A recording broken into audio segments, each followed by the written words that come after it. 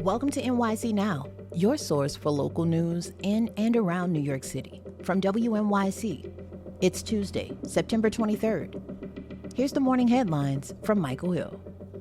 Some New York lawmakers are pushing for legislation that would ensure continued access to vaccines. WNYC's Caroline Lewis reports. A bill introduced in the state legislature this month would allow doctors and pharmacists to offer vaccines based on recommendations from state or regional advisory groups, in addition to the federal government.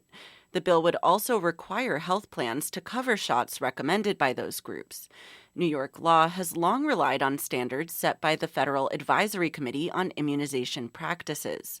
But that committee has been reshaped by Health and Human Services Secretary Robert F. Kennedy Jr., and some public health experts are now questioning its scientific rigor. Governor Kathy Hochul has said she anticipates legislative action on vaccines in the upcoming session, which starts in January.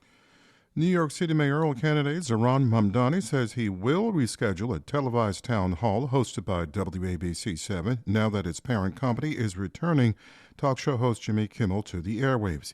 Kimmel was suspended last week after Trump administration officials criticized remarks he made about conservative activist Charlie Kirk's accused killer. Mamdani said he withdrew from the town hall because the move had a chilling effect on free speech. And we cannot normalize these kinds of acts nor offenses. These must be the basis upon which we act to protect the freedoms that we hold so dear.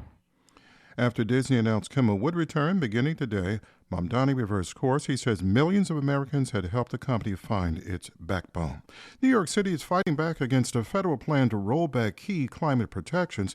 As Climate Week gets underway, the city has joined a national coalition urging the EPA to abandon a plan that would eliminate its authority to regulate greenhouse gas emissions from vehicles.